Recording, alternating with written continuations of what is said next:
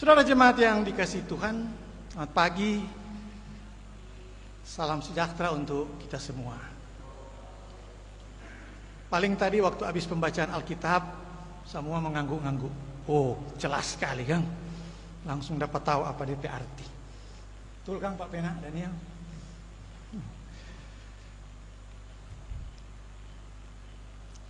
Ada dari orang yang langsung mau bilang, baca tadi pembacaan Alkitab, orang langsung tahu apa DP isi, apa DP maksud.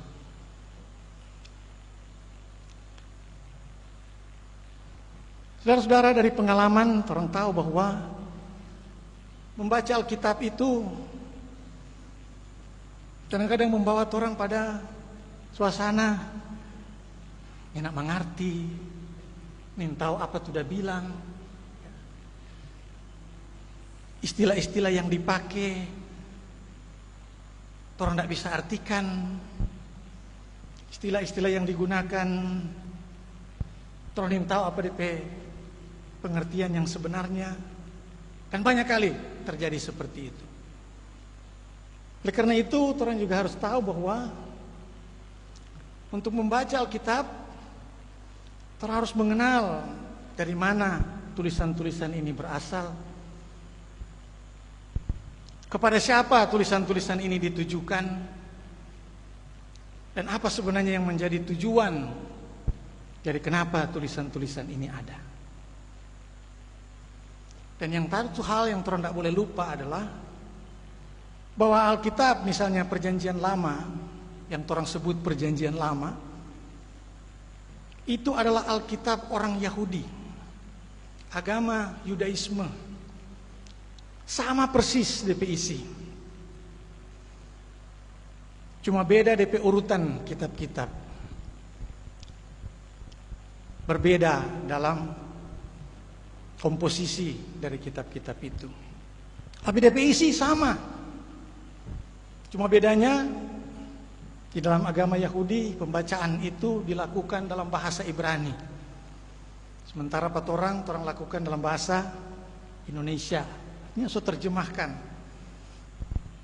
Tapi kalau orang ingat dan tahu bahwa itu adalah juga kitab dari orang Yahudi, agama Yahudi, maka betapa susahnya orang mau mengerti satu kitab, satu tulisan, kalau orang yang nak mengerti cara pikir, cara pandang, cara beragama, kebudayaan dari orang-orang yang sebenarnya dekat sekali dengan tradisi tulisan-tulisan itu. Sama dengan orang kalau baca surat, orang cuma punggu di jalan tuh surat, orang baca tuh surat yang tidak ditujukan pada orang, kan susah sekali mau cari apa DP maksud nih dia, ini orang aneh dapat tulis surat ini dia. Nggak ada orang yang mengerti dari surat itu. Oleh karena itu perlu sekali orang juga belajar tentang apa yang jadi latar belakang dari tulisan-tulisan itu. Dan kalau orang bilang di belakang itu ada agama Yahudi, berarti orang mesti tahu kira-kira itu agama Yahudi bagaimana. Orang banyak pakai simbol-simbol agama Yahudi sekarang ini, apalagi di trompet gereja ini juga sebanyak orang yang pakai itu simbol-simbol itu. Dan di gereja juga, di gedung gereja orang sering lihat itu apa, menorah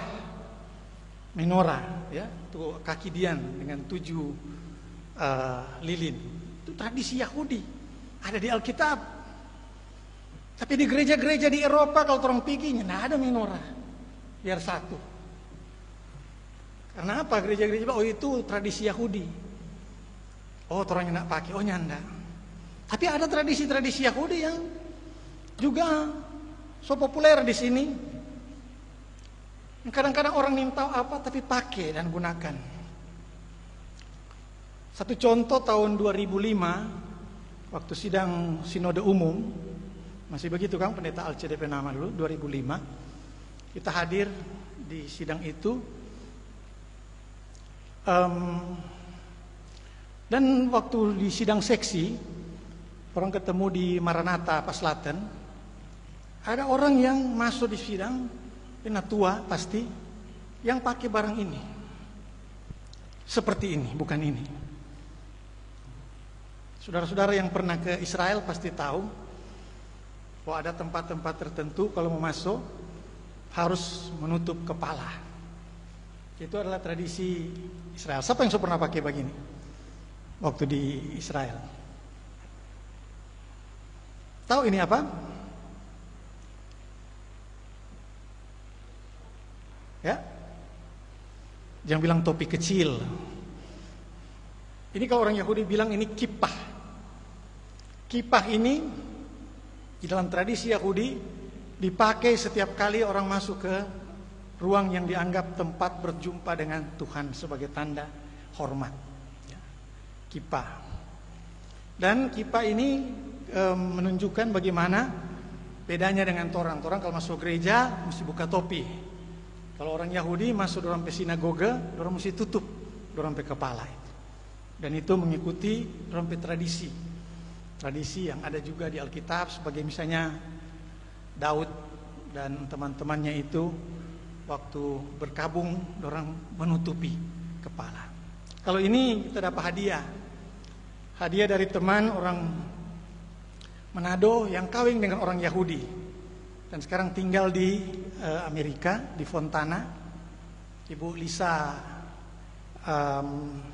Feinstein Tungka. Waktu itu 2016 ke sana pas dia anak baru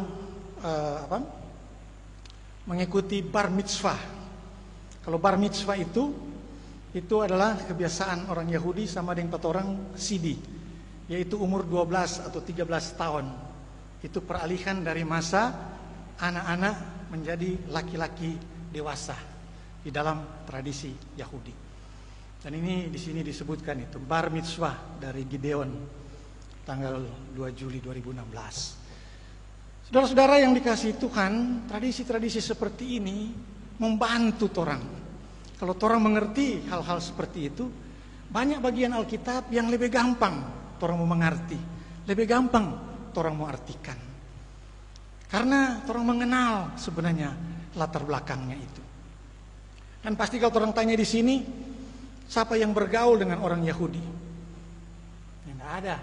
Mungkin punya kenalan atau teman orang Yahudi.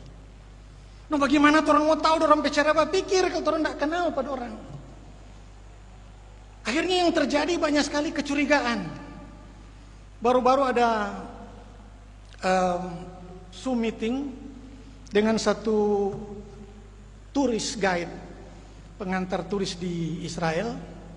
Dan dia menceritakan tentang latar belakang keyahudian di dalam Zoom meeting itu.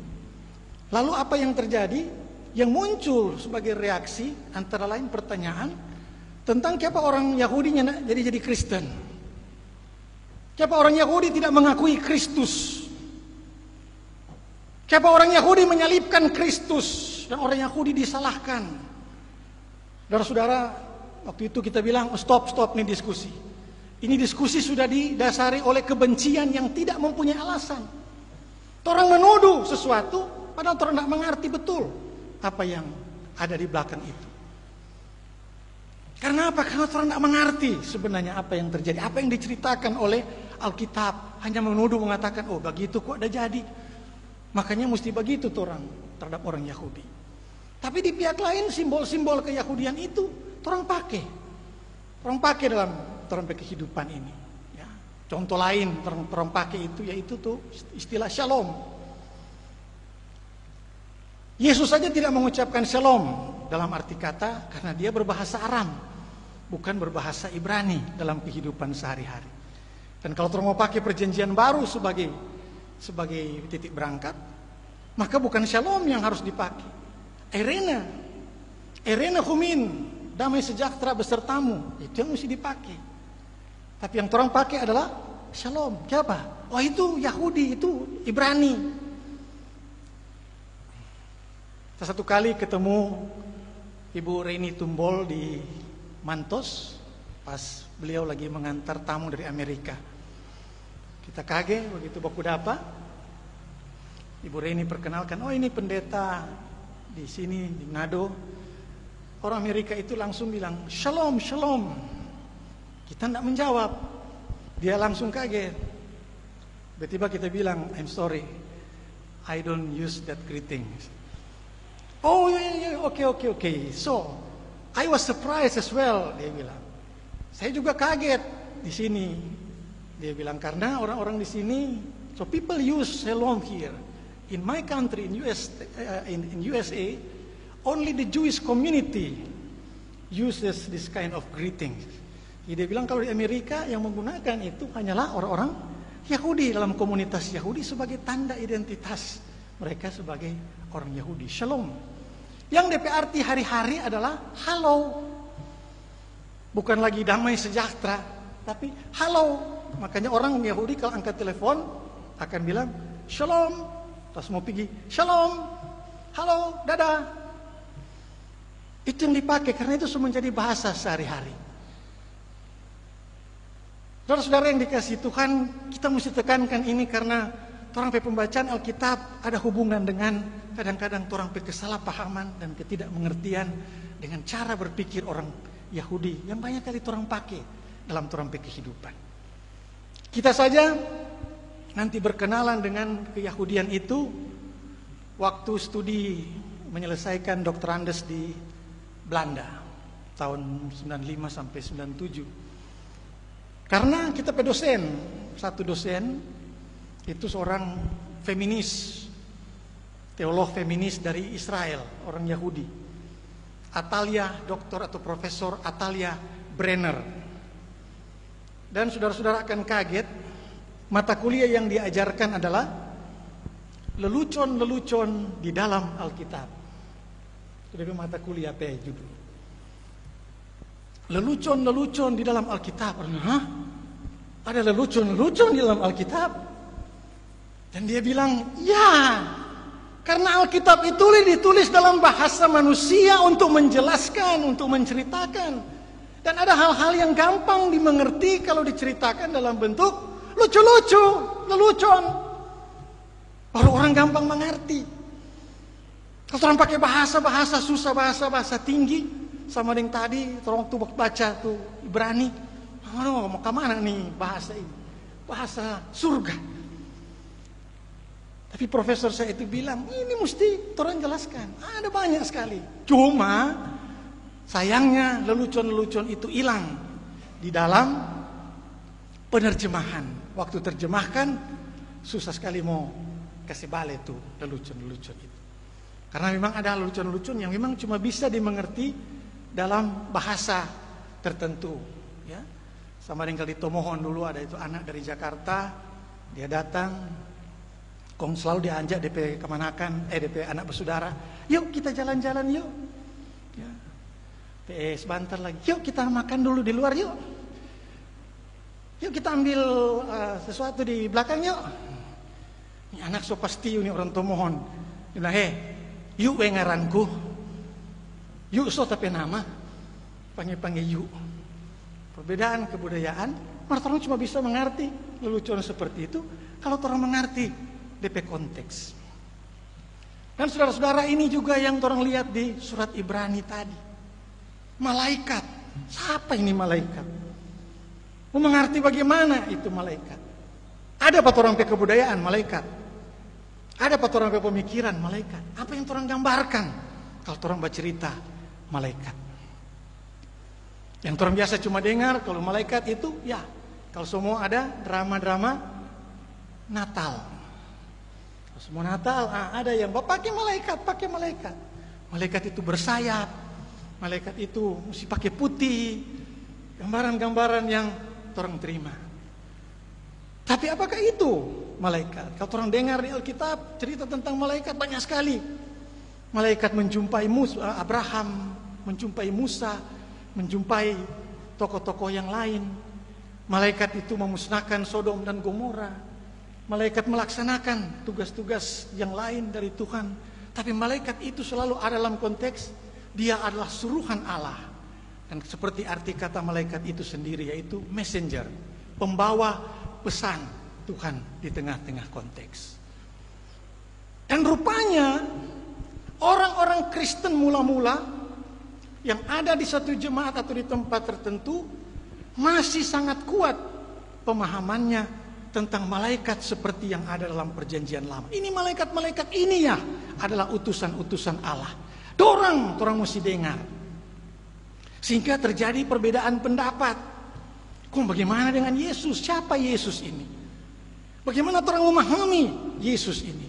Bagaimana Sang Kristus, Sang Mesias ini menjelma dalam kehidupan dan kepercayaan kita sebagai orang percaya? Itu pertanyaan pada waktu itu. Dan kalau orang baca apa yang terjadi tadi di situ, orang mesti lihat dari ayat 1. Di ayat 1 itu disebutkan tentang bagaimana dari zaman dulu Tuhan berbicara kepada manusia. Cara Tuhan datang kepada manusia lewat para nabi. Tapi zaman itu so lewat. Itu yang ditekankan oleh surat Ibrani. Zaman itu so lewat. Zaman sekarang Tuhan datang lewat anaknya. Anaknya yang apa? Yang berbicara kepada kita. Anaknya yang apa? Yang berhak menerima segala yang ada. Anaknya yang mana? Yang menjadikan langit dan bumi bersama-sama dengan Allah. Anak yang mana? Yang penuh dengan kekuasaan. Firman-Nya yang penuh dengan kekuasaan. Yang gambarnya, wujudnya menyatakan kemuliaan Allah. Kong, siapa dangkong begitu? Iya, karena dia itu lebih dari yang lain. Dan dia juga melebihi semua malaikat. Itu cara yang dipakai untuk menjelaskan kepada jemaat yang menganggap Yesus itu manusia biasa kok dia. Dia hanya mungkin satu dari nabi-nabi, tapi tidak melihat keutamaannya di dalam keyakinan. Dan muncullah kata-kata yang orang baca tadi di situ.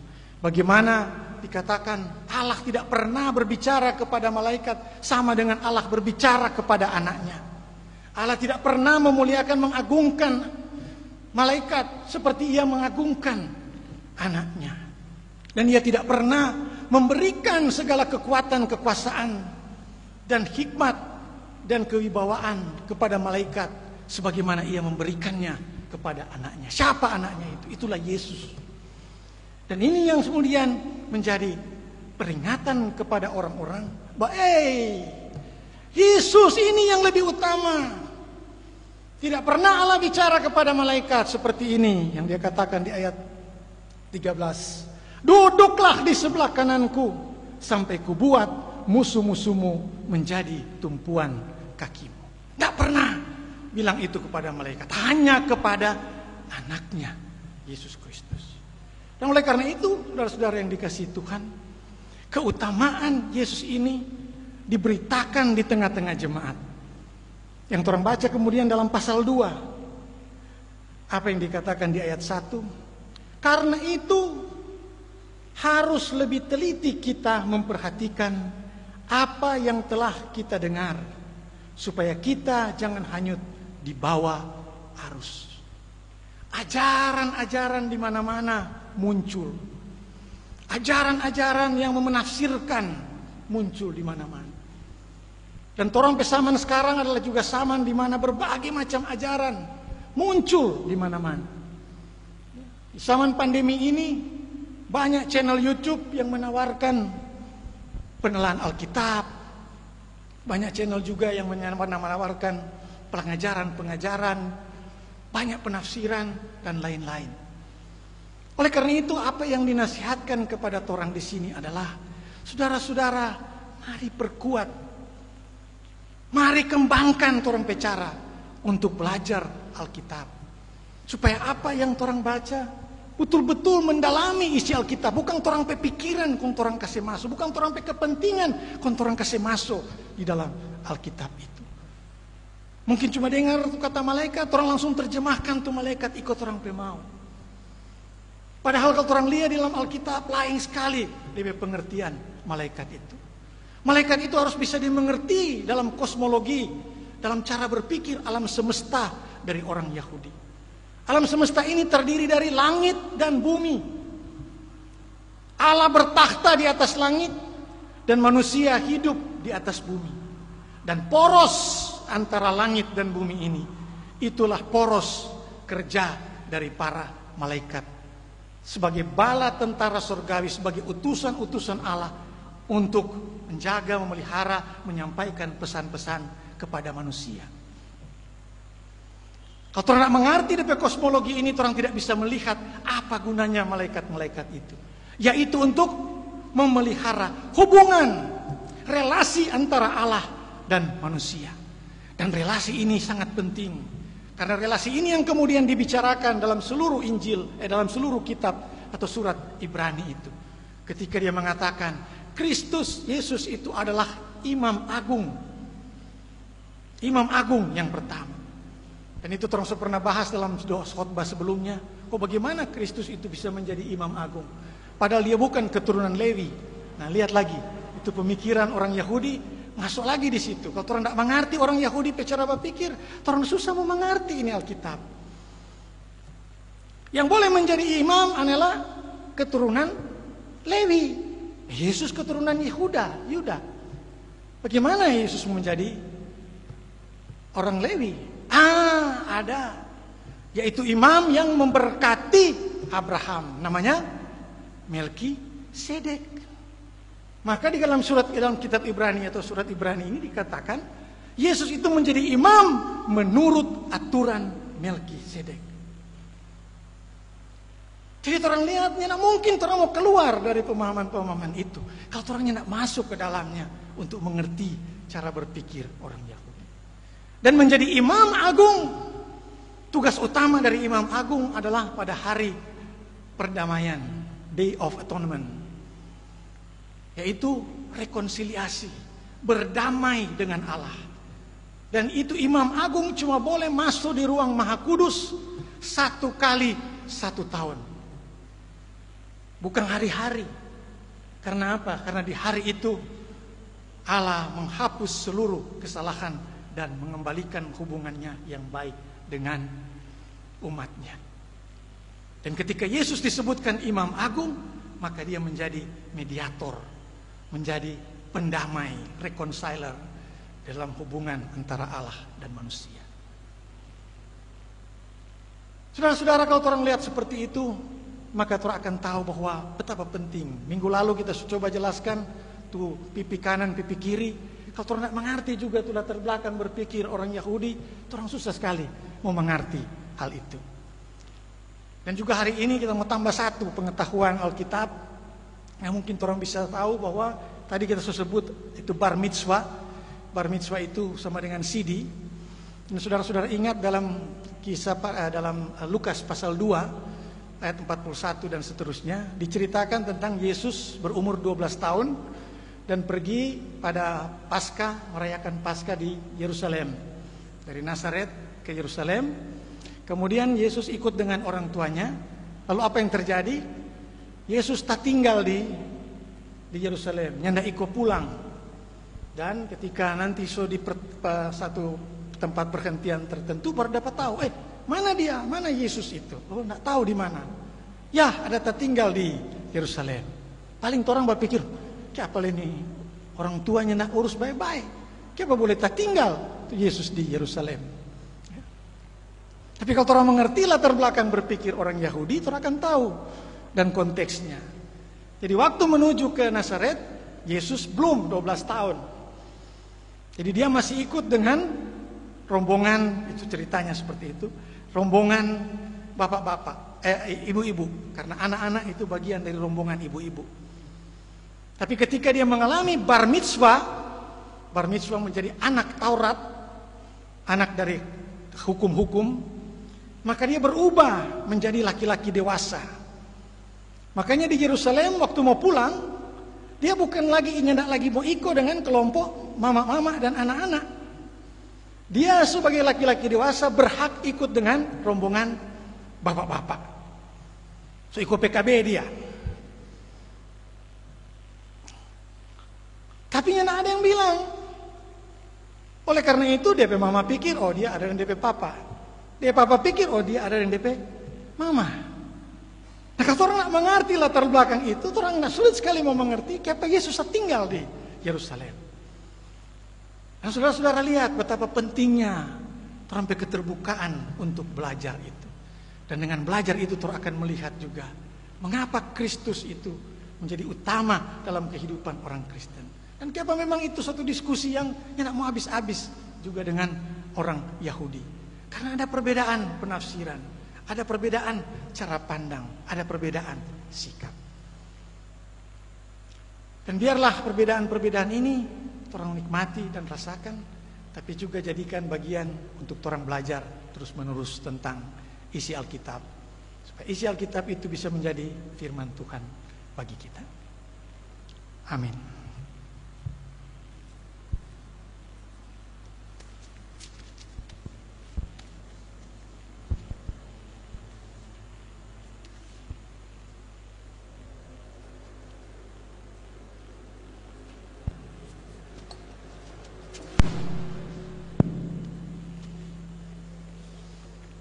Diundang Jemaat Kolom 5 untuk membawakan sebuah nyanyian.